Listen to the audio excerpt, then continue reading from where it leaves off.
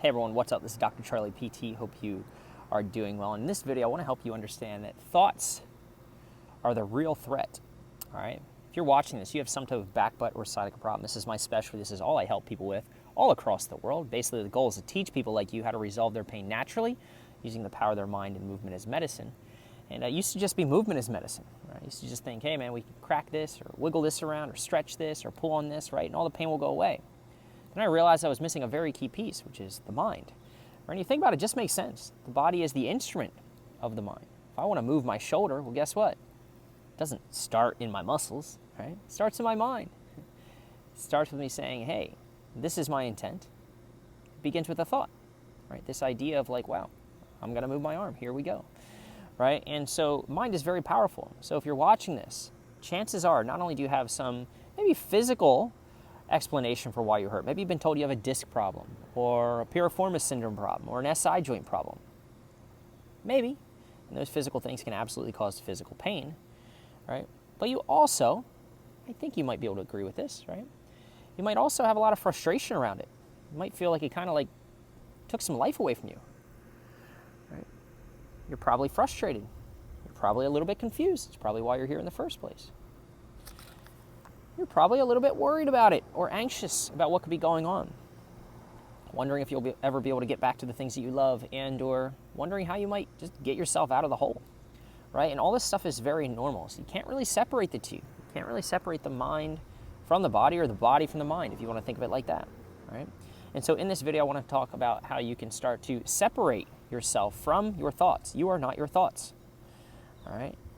And to help you do that, I want to give you like one exercise, one simple thing to try on, all right? So, as a human, you have been granted a very kind of cool gift, right? But also a bit of a curse, which is consciousness and the ability to kind of work through these higher faculties, if you want, right? So I just saw a red-tailed hawk a second ago flying around, and guess what? That thing just operates off of instinct. And yeah, I mean, we have intuition. Right? That's just one of the things that we have, right? Humans have basically 6 faculties, if you will, that separate us from, say, an animal, a squirrel, a hawk, right? We've got imagination, we've got will, we've got intuition, memory, reason, perception, right? And basically, that in a nutshell says, hey, we've got a conscious mind. And the conscious mind is the thinking mind. And that thinking mind can get us in trouble. Or if you're in pain, maybe you're up here, maybe you're stuck in problem-solving mode. What do I do? What exercise is best? Oh my gosh, I feel this. Should I do that? Should I not do this? Is this okay? Is this not okay? Is the doctor right? Are they wrong? Do I really have this? All these thoughts, right? And it's kind of a little bit of a curse if you're not careful. But again, in this video, I want to make you aware of this is where we can start if we want to start calming down symptoms, or it's one place that we could start, all right? And again, we use movement. We also use the mind. And so something to consider, right? If you have certain thoughts and you choose to get emotionally involved with them, maybe what the doctor told you was wrong and now you're all freaked out, or maybe what you read or saw in another YouTube video or something like that, then you're going to experience some feelings. The subconscious mind is where sort of feelings are housed, if you will. It's the emotional mind. The conscious mind, your thinking mind, you can choose to accept or reject whatever you're told. Somebody could say, hey, you're never going to walk again. And you could say, whatever. I am going to walk again. I'm going to prove it. Or you could buy into it. And one person could get emotionally involved and motivated to solve the problem, right? And already choose to reject it. No, it's not going to happen. I'm going to make it happen. Whatever it takes, I'm going to do it. I'm not going to buy into that. I'm not going to get emotionally involved with that thought that was planted in my brain. Another person might get really freaked out by it. Thoughts become feelings.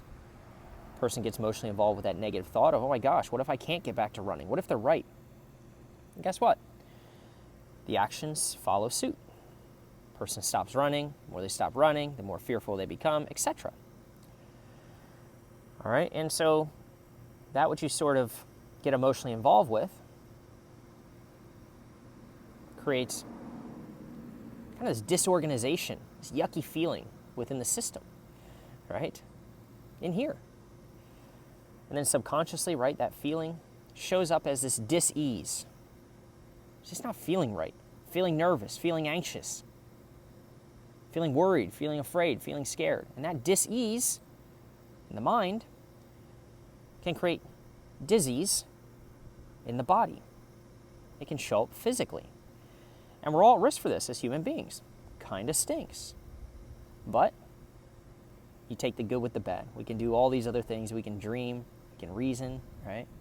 We have will, we have determination, all these different things, all right? And so, a little bit of a curse maybe, but recognize that you are in control of your thoughts. You are not your thoughts. They're going to come in, right? But the first step that you may want to consider, if you're frustrated, if you're watching this, and you're having all these thoughts and all these emotions around your pain, right?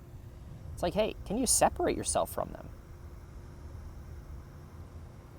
Here's how you can do it. All right, so what I want you to try on is like a little creative writing experiment, all right? A little bit of like maybe a brain dump. You can do this whenever you want, 10 minutes, a couple times a day, something like that. You don't have to make it really structured, all right? In fact, probably the less structured it is, probably the better and more effective it's going to be. Multiple people that I've worked with inside of my private Glute Relief Accelerator coaching program, where I teach people like you with back, butt, and sciatic problems how to resolve their pain, have really enjoyed this, right? What they do is they do it maybe right before they go to bed. Maybe you're having trouble sleeping, and you've kind of got this monkey mind, like I do, right? Where you have to sleep with like a pad of paper next to your bed because you got so many thoughts, right? But you just don't feel like getting up. Do this before you go to bed for like 10, 15 minutes, all right? And what I want you to do, so I want you to get a pad of paper. You could do it on computer. You could type it out if you wanted, but just found that like the act of writing tends to be kind of a different sensory input that seems more valuable for people in my experience. So get a pen, get a sheet of paper, and just follow your consciousness, meaning write whatever is on your mind. It doesn't necessarily have to be about your pain. You don't have to fabricate this. You're not trying to pass a test. You don't even have to be able to read this, and you don't have to review it, because the more you try to review it, let's just say you write a journal entry, right? My pain is this, I feel that, right? You go back, you review it. The more you review these thoughts that you wrote down, that you're trying to separate or detach from, the more you reinforce them. The more you place them back in your conscious mind, the more you analyze them. Why did I say that? Is that good? Is that bad? Am I crazy? Am I, right?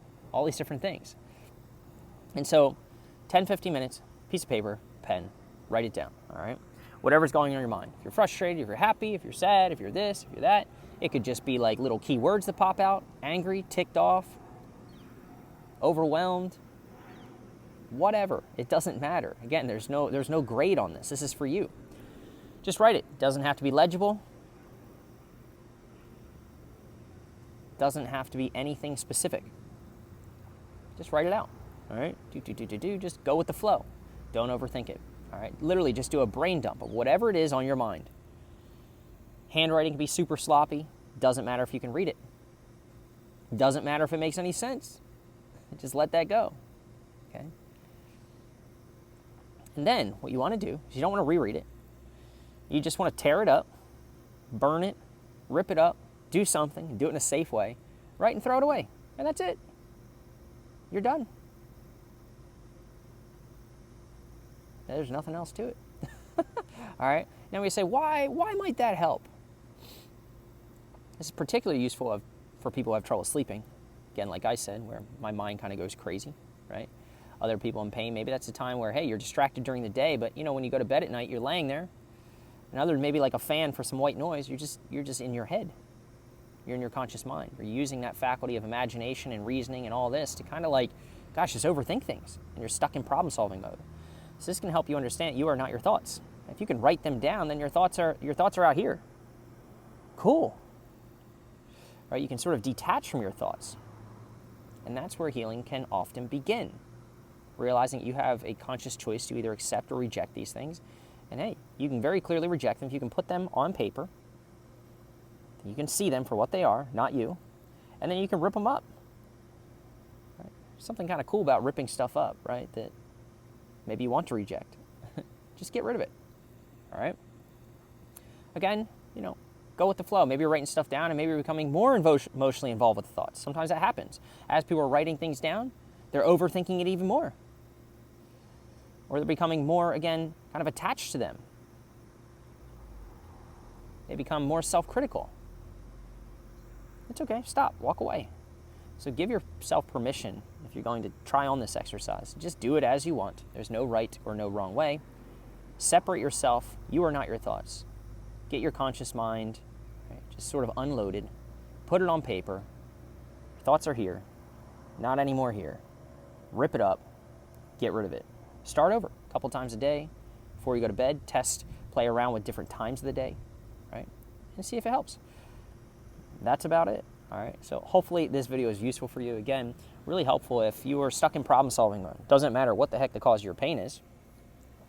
If you're feeling really frustrated, if you're having emotions around it, if you're having a lot of negative thoughts, whether they're your own thoughts or whether they were planted by someone else, maybe a chiro that you saw, a massage therapist you saw, right, and you're feeling a bit broken, you're feeling a bit lost, then go ahead, detach from them, if you will, and get rid of them, okay? They're going to come back. That's okay. You can either consciously choose to accept them or reject them. If it's hard for you to say, meh, go away, write them down. Put them in the fire when you roast your marshmallows, all right? And or rip them up, start over a couple times a day. Don't be too hard on yourself.